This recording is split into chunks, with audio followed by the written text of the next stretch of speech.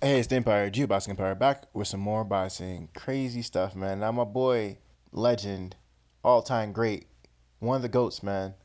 One of the GOATs, George Country Foreman. Man, he says that Wilder, give him another chance, my man. He'll destroy Fury the next time around. And I'm going to get some quotes for you guys, man. I'm going to get some quotes by the legend himself. He said, I had a nice conversation with Wilder. Nice conversation with him. We talked because I was in a position where I lost unexpectedly with a title in Africa. Only I know what he's going through. Foreman tells TMZ Sports he's gonna have to live with the Fury loss, but I can show him how to live with that and come back better. We talked a lot on those lines. Not only beat him, Wilder can do it easily. George says, addling, "Give him that chance. He'll show you." Foreman said. Now that's from the all-time great man, legend George Foreman. Now, when George Foreman talks about the loss in Africa, man, he's talking about the Thriller in Manila, man. The Thriller in Manila. Big Country George Foreman is talking about that fight against him versus Ali, the greatest fighter of all time. At least many regard him as such. Now, that being said, man, I always found it fascinating when a power puncher fights a boxer, in the biggest fights, usually the power puncher gets stopped somehow. It's just a thing in boxing, and it's probably mostly because the power puncher, people already see him as unstoppable. They already see him as the complete package, when really the boxer himself is the complete package, and the boxer wants to prove a point that he can punch as well. So when he's punching these power punchers, it's most likely counter punches. So it's a power counter, which is superior than a regular power punch.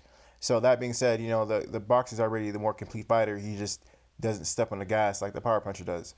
But man, George Foreman is a legend, man. It's just people don't respect the fact that this man fought Ali, man. He's alive and he is well.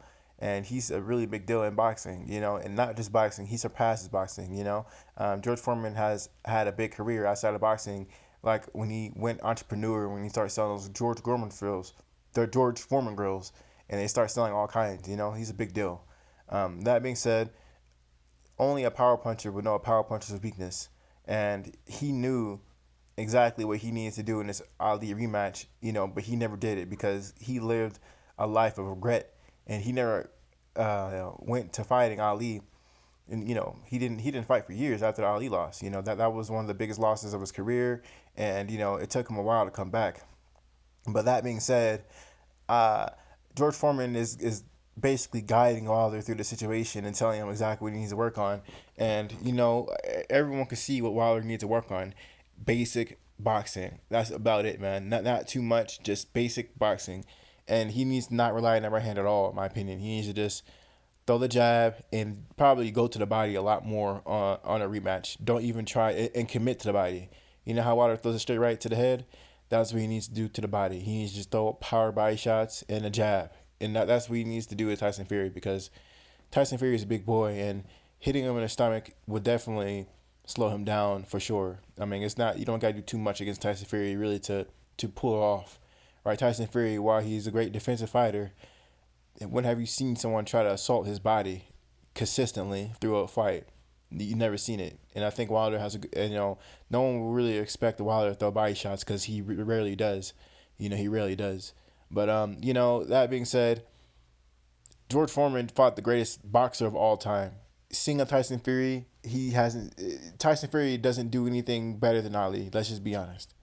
Tyson Fury is a great fighter, but he's the best fighter right now. That's all he is the best fighter right now. He's not some phenom, undefeatable superstar.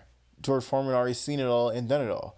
And he's trying to tell Deontay Wilder that, hey, dude, I fought the greatest fighter of all time. You know what I mean? I know exactly how to beat this guy, and you can do it easily, bro. It's exactly what he said. His quotes, my man. His quotes. So that being said, man, George Foreman, I think he's onto something. Everyone already knew Deontay Wilder, doesn't use his boxing abilities all the time when he's supposed to. I think he has underrated boxing ability. That proved himself in the Luis Ortiz fight, and that proved himself in the first Bermane Stiverne fight when he broke his hand like in round 5 or something like that. Right? He basically beat Bermane Stiverne with his left hand his whole fight. So that tells a lot. That tells you a lot about his boxing ability. Regardless how elite you think of Bermane Stiverne is, he beat him with one hand. Wasn't even close. So that being said, man, if you guys actually didn't remember, George Foreman talked about training Deontay Wilder. He actually reached out to Deontay Wilder and said he wants to train him. And Deontay Wilder said he actually would love to have George Foreman train him. Now, that being said, man, this whole virus outbreak happened, and maybe they didn't get to link up before that happened. I might make a video. I'm probably going to make a video about this, but, George Foreman definitely can give him some advice and how to train to be a more agile, faster, combination puncher as such as a Tyson Fury. So, man, that being said, man, that's how I feel about it. I think that George Foreman is onto something. I think he can win easily. George Foreman just fought the greatest fighter of all time. We all know he fought Ali. And that fight, I actually watched that fight more than once, man. I thought George Foreman was winning that fight before he got stopped. That was more of an exhaustion type of loss than the actual, like, he got hurt and he was about to get stopped type thing. He was extremely exhausted. Legend has it that George Foreman was training inside all the time while Muhammad Ali was training outside in the jungle, where they're going to fight outside more often, which led to Ali be getting used to the weather and just used to the dense, humidity in Africa, which, is near the equator, which is the hottest place you can be in the world. So that being said, man, Ali just trained a little better. He prepared better for the fight in training conditions they're going to fight in, while George Foreman had the air conditioner on and had things cool, and he was just, he didn't train, he didn't weigh the environment like he should have, they're fighting in Africa. He just didn't take it into consideration. So that being said, man, yeah, I think George Foreman's onto something. We're going to see a rematch, man. Time will tell. I'm excited to see a rematch, I always said, and it's obvious, we can go, it's easy on YouTube. If you guys want to see a link, let me know. I could show you a video of Deontay Wilder stopping Tyson Fury in the 12th round. It was clearly a 10 count. If you guys want me to see the video, I can send you the video. So Deontay Wilder, in my opinion, won the first fight by knockout. Well, not my opinion, this is the fact. He won the first fight by knockout. Tyson Fury won the second fight by knockout. Third fight, who's gonna get knocked out again? It's just facts. If you guys want the video, I can give it to you. It was a 10-second count. All right, 10 seconds. It's not difficult.